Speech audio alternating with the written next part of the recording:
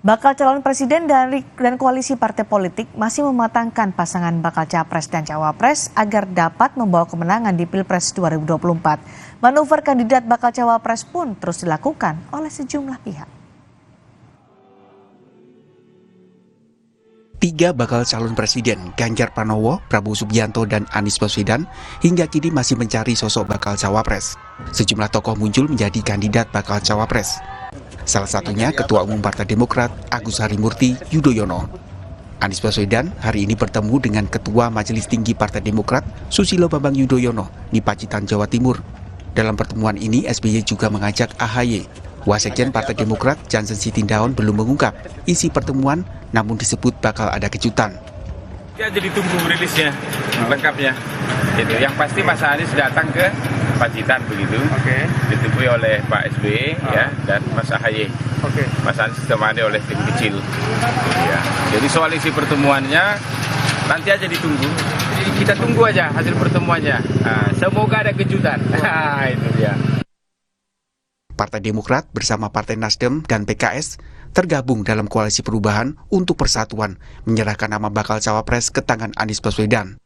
Ya kalau menurut saya gini, sekali lagi bahwa urusan cawapres itu urusannya Pak Anies kalau Nasdem ya. Mau ambil dari internal koalisi, mau dari eksternal koalisi, kita sepenuhnya sekali lagi menyerahkan urusan cawapres ke Pak Anies karena Pak Anies nanti akan menjalani. Namun Partai Demokrat secara terang-terangan berharap Anies memilih Ketua Umum Partai Demokrat, Agus Harimurti Yudhoyono, untuk jadi bakal cawapres. Doain aja ya. Doain siapa dulu nih Pak AHY atau siapa? Ya kalau Demokrat sih mudah-mudahan AHY ya kan jelas. Apalagi kan Pak Anies sudah bilang dari internal koalisi kan. Nah, ya. Jadi Demokrat mudah-mudahan AHY.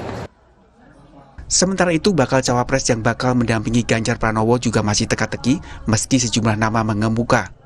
Isu duet Ganjar Prabowo bahkan sempat mengemuka meski akhirnya ditepis PDIP dan Gerindra. Terbaru, Menteri Pariwisata dan Ekonomi Kreatif Sandiaga Uno melemparkan kode terkait kode duet Ganjar Sandi di Rapimnas Gerakan Pemuda Ka'bah kemarin. Saya titipkan semangat 3G. Kalau mau kita percepat pembangunan, kita harus G pertama, gercep. G yang kedua apa? Geber, gerak bersama. Dan G yang ketiga, gaspol, garap semua potensi untuk ciptakan lapangan kerja. Dan khusus di sini, G yang keempat apa? Ada satu lagi G terakhir apa?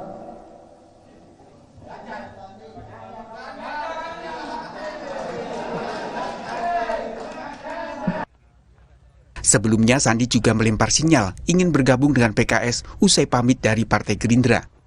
Sandi menyatakan ingin kembali berjuang bersama dengan PKS.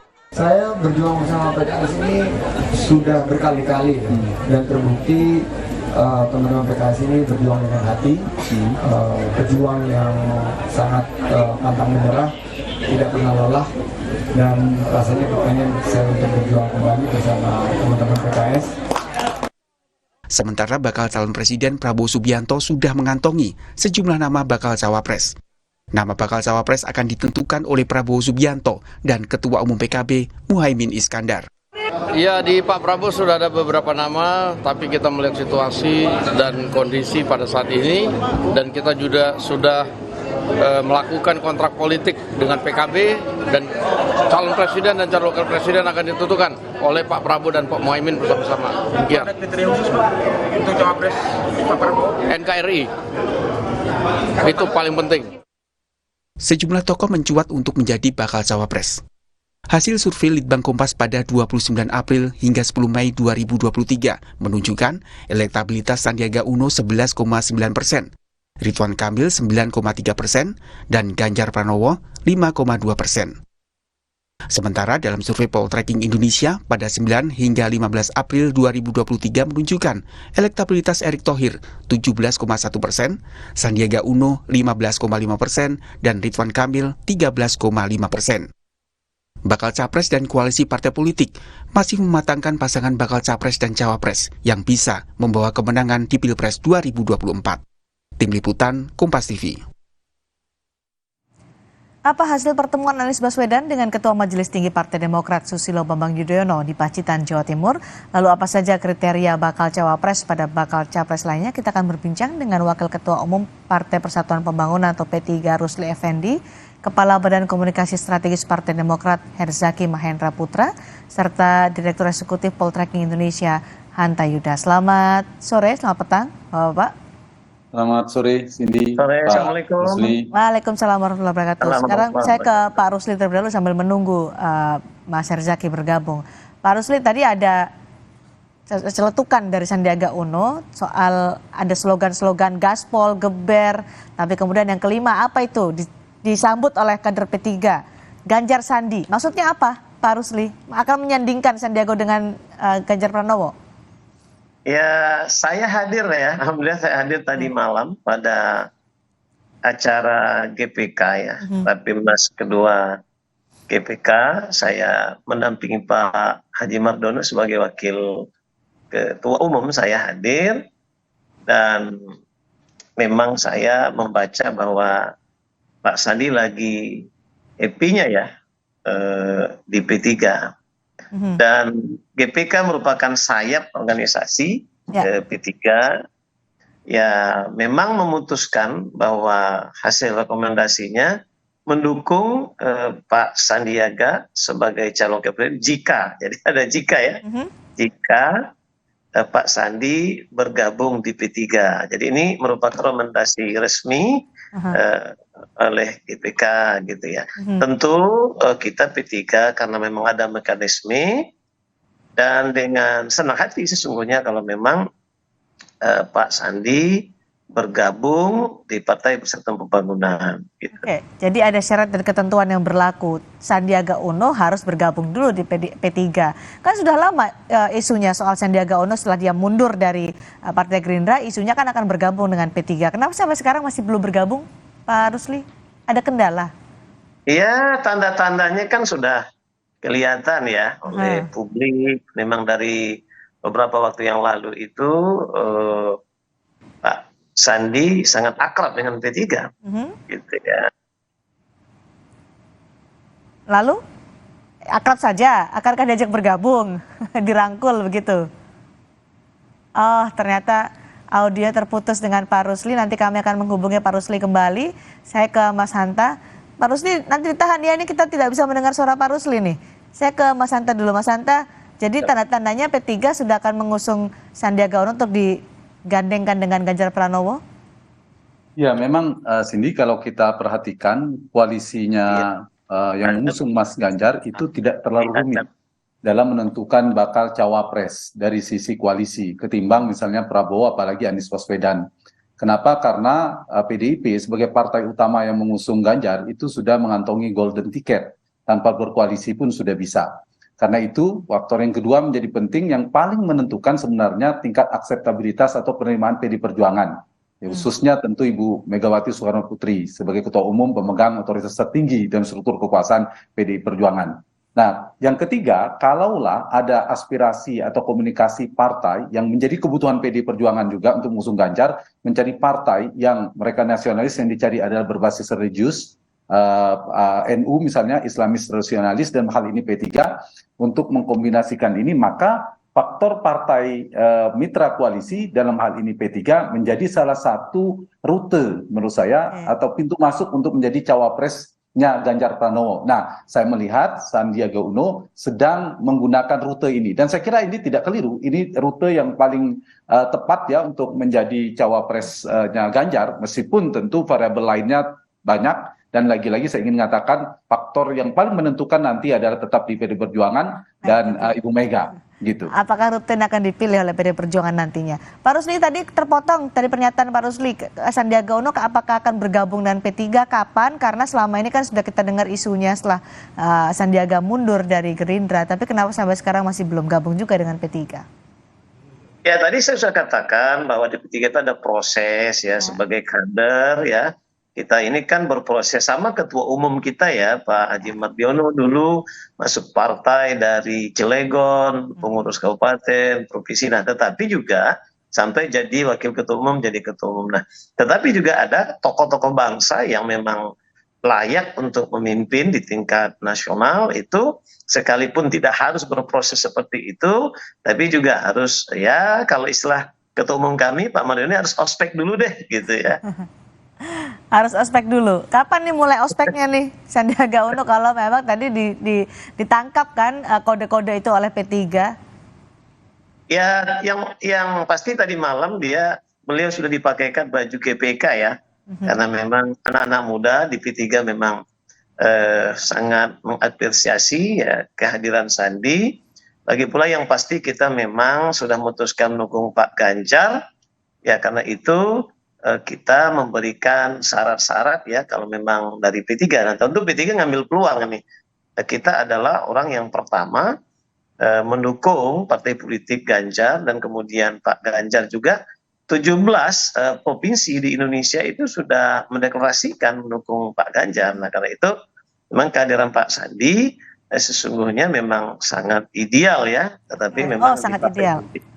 Sangat ideal menurut P3. Apakah percaya diri untuk mengajukan ke PDI Perjuangan? Karena kan sebelumnya PDI Perjuangan Bu Mega bilang sudah ada 10 nama di kantongnya menjadi cawapres Ganjar Pranowo. Apakah Sandiaga ini PD diajukan menjadi orang ke-11 dan akan dipilih oleh Megawati Soekarno Putri, Pak Rusli?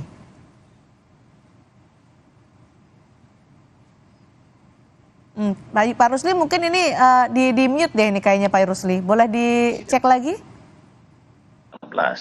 Jadi soal popularitas, elektibilitas ya, dan beliau juga tidak berlebihan di mata kita bahwa adalah menteri yang berprestasi.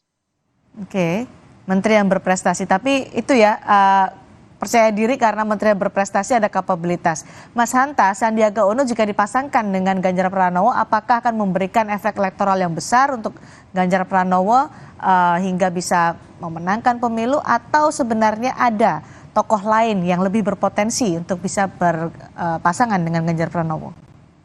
Ya, memang kalau kita lihat dari potensi kemungkinan terbesarnya dari 3 capres ini kan tadi saya katakan Mas Ganjar itu relatif tidak terlalu rumit. Kemudian kedua Pak Prabowo dan juga agak sedikit tingkat kerumitannya tidak terlalu tinggi karena 2 partai sudah cukup misalnya dengan PKB. Yang ketiga Mas Anies Baswedan relatif lebih tinggi tingkat kerumitannya karena ada 3 partai, ada faktor berebut kotel efek, ada faktor akseptabilitas untuk menyulitkan koalisi, penerimaan koalisi, dan faktor untuk memenangkan. Nah, kembali ke Mas Ganjar, memang hari ini kalau saya lihat tendensinya Ganjar, Prabowo, dan Anies sudah meskipun masih dinamis, tendensi hari ini menguatnya Ganjar kalau dari sisi elektabilitas memang Sandi ya. Kita lihat di 3 besar selalu Big Three itu antara Sandi, Erick Thohir, Ridwan Kamil, termasuk AHY lumayan di 5 besar untuk Mas Anies. Nah, kalau Ganjar ada 2 yang menguat saya lihat di wacana publik hari ini, di media juga kita bisa lihat Sandiaga Uno sejak awal memang secara elektabilitas kuat, tapi ada nama Nazarudin Umar dari tokoh seniornya dari basis NU. Ya. Kemudian Pak Prabowo itu juga sama, ada Caimin, kalau kita sekaliannya Muhaimin Iskandar yang juga dari sisi melengkapi boarding pass, tapi ada faktor elektabilitas yang menguat juga Erick Thohir saya lihat.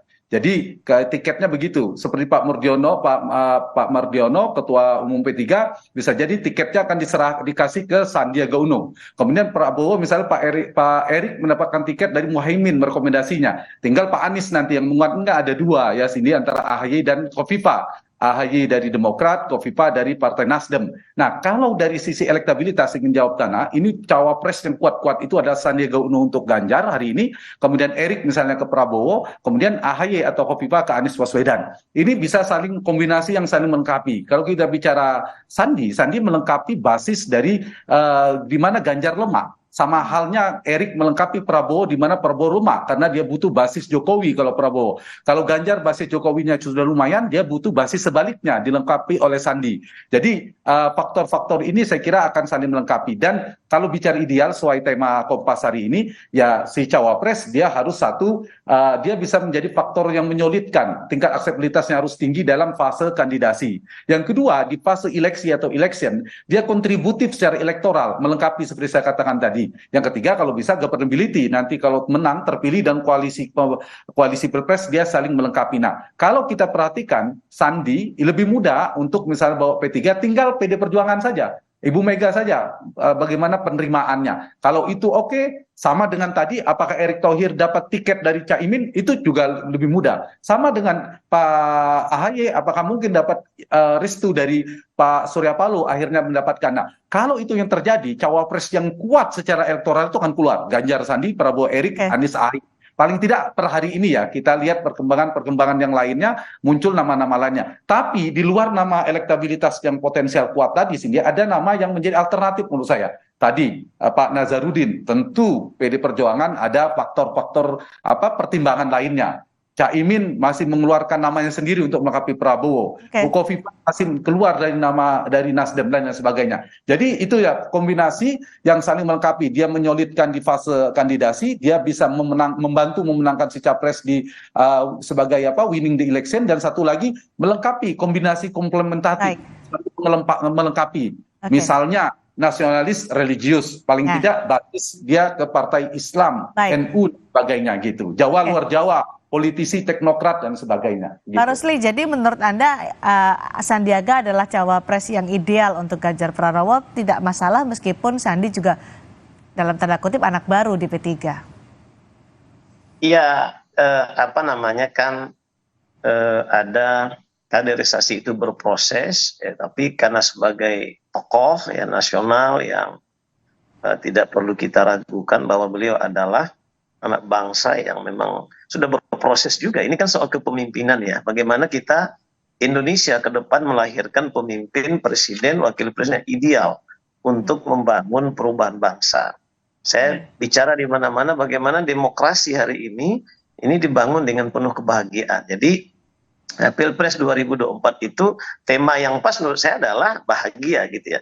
Oleh karena itu kita ingin mencari calon presiden wakil presiden yang ideal dari semua hal gitu ya. Jadi Pak Ganjar dari PDIP yang nasionalis, sementara insya Allah P3 ya kalau memang kita dapat kepercayaan, karena kita kan sedang kerjasama ya, kader P3 atau yang memang sudah menjadi kader P3 untuk menjadi calon wakil presiden. Nah ini kan merajut kebangsaan ini perlu memang dua warna yang tidak bisa kita abaikan. Syaratnya ketika nanti diajukan sebagai bacawa pres adalah kader P3. Masa ospeknya butuh berapa lama Sandiaga Uno untuk bisa menjadi kader P3, Pak Rusli? Ya mudah-mudahan ya tidak terlalu lama, pada waktu yang tepat. Nah tentu juga kita kan kalaupun Pak Sandi sudah menjadi kader P3, tentu harus kita diskusikan dengan Bu Mega sebagai teman PDIP, karena kerjasama ini tentu harus kita sepakat dan sepaham ya. Jadi kita sepaham ini sangat penting gitu ya. Nah mudah-mudahan tidak terlalu lama kalau memang. Nah kalau kemarin. Berarti jadi fix ya Pak Rusli, Sandiaga Uno untuk jadi bacawa pres Ganjar Pranowo yang diajukan oleh P3. Hanya tunggu formalitas saja, hanya nunggu administrasinya saja. Ya, tapi kan memang juga harus kita bicarakan dengan dengan PDIP. Dan memang kan ada proses di internal kita juga, dan tentu aja kerjasama antar kedua partai politik gitu ya. Baik. P3 sudah pede lah, sudah tinggal tunggu masa ospeknya saja nih, Mas Hanta, untuk Sandiaga Uno. Karena begini ya, Mbak, maaf saya, karena silakan. kalau kemarin kita tidak etis kan menyebut kader partai, tapi kan Pak Sandinya sudah tidak lagi ada di Gerindra. Jadi mudah-mudahan beliau ya kita siapkan karpet hijau, tapi harus ada proses yang harus dilalui. Tetap ada proses, formalitas itu harus dilalui. Tapi Mas Hanta, pertemuan di hari ini di Solo juga harus dicermati kan antara PD Perjuangan dengan Golkar yang terjadi di Solo. Apakah itu juga akan mempengaruhi koalisi sehingga akhirnya juga mempengaruhi P3 yang sudah punya rencana ingin menyodorkan Sandiaga Uno sebagai bacawa pres Ganjar Pranowo? Yang jelas peta koalisi sini menurut saya masih cukup dinamis ya. Serba kemungkinan masih sangat terbuka. Tapi per hari ini kalau kita perhatikan soal Sandiaga Uno melalui P3, dari Mas Ganjar saya lihat juga gesturnya oke. P3 apalagi tadi ya. Tinggal Ibu Mega sebenarnya. Siapa cawapresnya Mas Ganjar ini, apakah diterima oleh Ibu Mega, Sandi ini diterima atau tidak oleh Ibu Mega. Itu faktor yang paling determinan, paling menentukan. Dan bisa jadi ini menguat ini. Kalau satu, misal Ganjar cawapresnya adalah Sandi, maka Anies maupun Prabowo akan mencari cawapres yang elektabilitas kuat juga, Cindy. Karena Sandi kan kuat, kombinasi kuat, akan ada cawapres yang tertukar ini. Baik. Dan kita tahu kan Prabowo berpasangan dengan Sandi, yang dulu kuat dibilang kan Ganjar Erik. Nah ini bisa tertukar, bisa kejadian Prabowo Erik, kemudian Ganjar Sandi. Mas Hanta, yang terjadi saat ini juga menarik adalah ketika Anies Baswedan bertemu dengan Susilo Bambang Yudhoyono. Dalam pertemuan itu ada AHY. Menurut Anda mungkinkah terwujud Anies AHY? Dan apakah duet Anies AHY ini mampu bersaing nanti di Pilpres 2024? Saya kira yang paling realistis bagi Anies memang AHY. Secara boarding pass dari semua nama yang disebutkan, AHY yang punya Partai Demokrat. Yang kedua, kalau kita buka secara objektif data elektoralnya, dan AHY juga paling tinggi elektabilitasnya dibandingkan nama-nama lain seperti Ahmad Heriawan, Kofifa dan sebagainya. Meskipun dari sisi Nasdem mungkin menginginkan Bu Kofifa mungkin ada bacaannya mungkin potensi karena basis dari Jawa Timur, dari NU. Tapi realitas per hari ini AHY yang paling siap bertarung dengan punya boarding pass, punya elektabilitas, dan saya kira juga secara figur juga dia bisa potensial lah. Makanya saya lihat kalau kemudian Anies dengan AHY punya faktor elektabilitas, Ganjar mengeluarkan Sandi, Prabowo dan Erik, ini pertarungan basis determinan yang paling kuat berputar di pusaran elektabilitas. Apalagi ada pasangan biasanya nasionalis religius, Jawa luar Jawa, politisi dan teknokrat, itu masuk semua kalau saya lihat, terutama di basis Pak Ganjar dan Pak Prabowo kan mengikuti berebut di basis Jokowi. Nah, jangan lupa selain Mas Anies tadi, Sandi dan Erik ini dua nama yang pertama disebutkan Pak Jokowi ketika ditanya oleh media. Erik, kedua Sandi. Bisa jadi. Jangan lupa ada namanya Pak Jokowi yang akan menawarkan ke Ibu Mega, akan menawarkan ke Pak Prabowo. Pak, kita bicara lagi soal Anies AHY. Anda melihat gesturnya gimana nih Mas Hanta? Anies AHY dalam pertemuan ini, karena SBY sudah jelas ada AHY di situ, beda dengan ketika dengan pertemuan dengan Prabowo Subianto, tidak ada AHY dalam pertemuan empat mata antara Prabowo dan juga SBY. Tapi kali ini AHY, mungkin karena ini memang satu koalisi ya, jadi AHY dihadirkan, ini sudah terang-terangan disodorkan. Dari gestur Anies dan AHY yang Anda lihat dari tayangan kami ini, apa maknanya? Ya, ini udah menunjukkan kedekatan ya, tapi bisa jadi AHY memang sebagai ketua umum ya ini. Tapi tidak bisa dipungkiri AHY adalah satu di antara tiga di internal koalisi yang paling potensial. Seperti saya katakan tadi, dia punya boarding pass, dia punya potensi elektabilitas, tetapi juga kalau bisa misalnya ini padanannya tinggal dua aja mengerucutnya Cindy dengan Nasdem itu, yaitu Kofifa dan AHY. Kofifa belum tentu mau misalnya, apakah bersedia satu. Yang kedua, apakah tepat karena ingin mengambil basis mungkin Pak Jokowi di Jawa Timur. Ini kan pilihan bagi Mas Anies, apakah memaksimalkan basis yang sudah ada karena dianggap AHY punya basis yang relatif sama dengan Anies. Saya kira punya waktu untuk dikapitalisasi. Dari gambaran ini saya kira paling realistis, paling mungkin rute terpendek. Nah, istilah saya mungkin rute terpendek yang paling tingkat kerumitannya paling sedikit, Anies berpasangan dengan AHY. Jadi sudah pasti akan mengambil dari internal koalisi, bukan orang lain di luar internal koalisi. Nanti soal kotel efek ya, PKS dan Nasdem akan berpikir soal berebut kotel efek ekor jas dari beberapa, karena AHY Demokrat mungkin lebih diuntungkan. Nah itu menjadi tantangannya. Saya kira itu, Cindy. Apakah nanti akan duet Anies AHY mampu bersaing di 2024? Karena satu masih 8 bulan. Kemudian potensial, punya modal, meskipun posisinya memang berjarak ya, tapi jaraknya tidak jauh, tidak sampai 2 digit. Saya sementara menyimpulkan dari data-data survei, di survei Poltreking maupun Litbang Kompas dan lain sebagainya, relatif kompetitif. Kompetitif artinya Sandi dan tadi katanya dengan Ganjar, sekarang Anies dengan AHY, itu masih terkejar, sangat mungkin. Selisihnya tidak belasan persen, apalagi sampai 20% selisih 1 digit, tergantung strateginya, isu yang bergulir, bagaimana mereka menawarkan sesuatu kepada publik, saya kira sangat mungkin akan dinamis peta elektabilitas. Asalkan memilih cawapres tadi yang tepat, kontributif secara elektoral, dia bisa membantu si capres, kemudian strateginya tepat, memungkinkan akan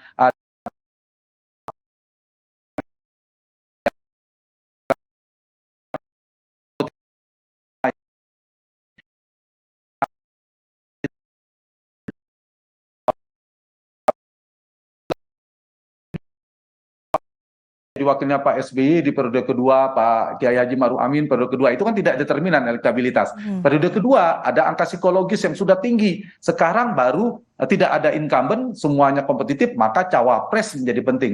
Dan variabel cawapres yang penting saya perhatikan adalah soal elektabilitas. Keluar nama Sandi, Erick Thohir, termasuk AHY, mereka punya modal elektabilitas. Selain juga boarding pass dan mungkin juga isi tas tambahannya. Sekarang kan sudah ada 3 potensi capres yang muncul ya, Ganjar Pranowo, Prabowo Subianto, Anies Baswedan. Mana dari 3 baca pres dengan koalisinya ini yang kira-kira mereka paling dekat untuk mengumumkan pasangan capres-cawapresnya? Kalau dari sisi kesiapan modalnya, itu paling bisa adalah Ganjar.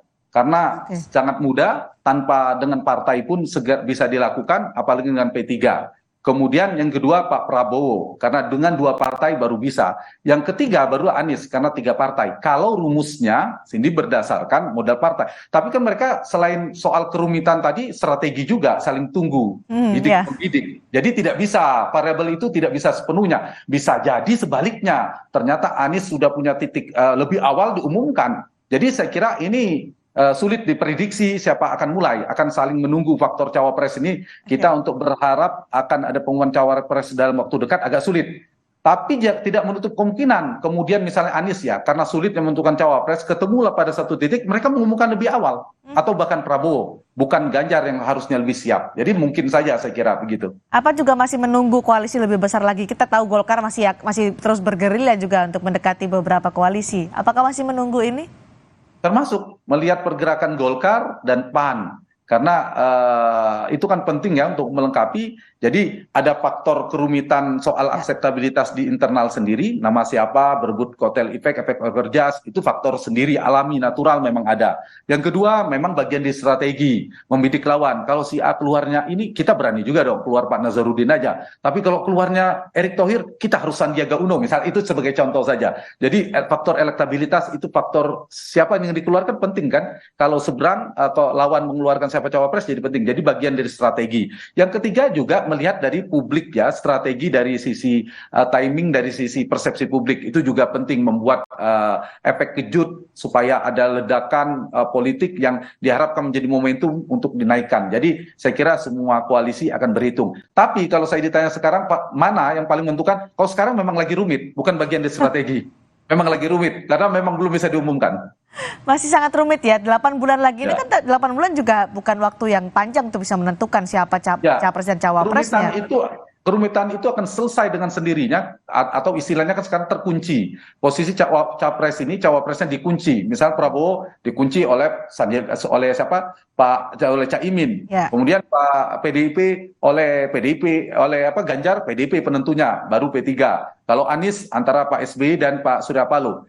Ada 3 kemungkinan. Satu, kuncinya itu terpaksa terbuka secara alami. Kapan? Waktu yang memaksa. Waktu pendaftaran di pertengahan Oktober ya terbuka. Mereka terpaksa entah siapa tetap jadi. Yang kedua, kunci itu bisa dibuka. Nah, biasa dibuka itu kan biasanya butuh energi politik dan biaya politik. Karena kunci-kunci kalau Prabowo dipegang oleh Muhaimin Iskandar misalnya. Beda ya kalau Pak dari sisi Ganjar mungkin yang sangat membutuhkan Ibu Mega. Nah ini saya kira faktor-faktor ini yang sangat menentukan soal cawapres ini. Dan variabel cawapres ini sendiri menurut saya penting. Wajar Pak Rusli dan PD Perjuangan sangat hati-hati. Karena kalau keliru menentukan cawapres bisa blunder bagian dari awal dari kekalahan. Tapi kalau tepat menentukan nama cawapres, menyolidkan koalisi, kontributif secara elektoral, komplementatif secara nanti governability, maka dia bisa menjadi bagian dari awal potensi memenangkan. Tidak hanya sekedar menang kalah, tapi juga punya beban untuk bisa menjadi pemimpin Indonesia 5 tahun ke depan. Jadi bagaimana dari P3 terakhir untuk Pak Rusli mematangkan ini? 8 bulan bukan waktu yang lama untuk bisa mematangkan capres-cawapres. Kapan akan memajukan ke PD Perjuangan? Ya, kita melalui Rapimnas di Jogja sudah memberikan kepercayaan penuh kepada Bapak Ketua Umum Pak Haji Mardiono untuk menentukan calon wakil presiden. Tentunya karena kita sudah memutuskan bekerja sama dengan PDIP, maka ya berundinglah ini antara Pak Mardiono dengan Bu Mega dan tentu dengan pengambil keputusan yang lain. Karena itu kita percayakan sepenuhnya waktu yang tepat. Ya biasanya Bu Mega, Pak Mardiono ya lebih pas menentukan. Soal kembali ke Sandiaga Uno ya tanda-tandanya mungkin bisa dibaca ya kalau menjadi kader P3 tentu ini menambah energi baju dan kekuatan baru bagi kita P3. Dan semoga ya pasangan ideal ini sesuai judul, insya Allah terwujud untuk Indonesia yang maju sejahtera yang baik. Waktu Ada yang tepat kompetitor lain ini yang juga, Pak misteri Rusdi. nih. Ada kompetitor lain juga selain Sandiaga Uno, ada punya kompetitor lain juga selain Nazarudin tadi, ada nama lain seperti Pak Mahfud, itu juga potensial, Pak Budi Gunawan, dan ada nama-nama lain saya kira akan dipertimbangkan oleh PD Perjuangan. Ya tapi udah bener lah, rute P3 dipilih oleh Mas Sandi itu udah tepat. Ya, makanya kita serahkan sepenuhnya ke Pak Mardiono dengan Bu Mega. Karena namanya juga cukup banyak, ya harapan kita tentu ada 10 tambah satu lagi Sandiaga Uno. Pak Erick Thohir juga masih masuk. Terima kasih Mas Santa, terima kasih Pak Rusli. Kuncinya adalah menunggu waktu yang tepat, sementara yang lain saling intip waktunya sampai kapan kita juga nggak tahu, masih tergantung pada koalisi. Terima kasih Pak Rusli, terima kasih Mas Santa. Saudara, lembaga survei Populi Center merilis hasil survei elektabilitas Capres 2024. Lalu bagaimana hasilnya? Kami akan membahasnya usai jeda bersama rekan saya Liviana Charlisa.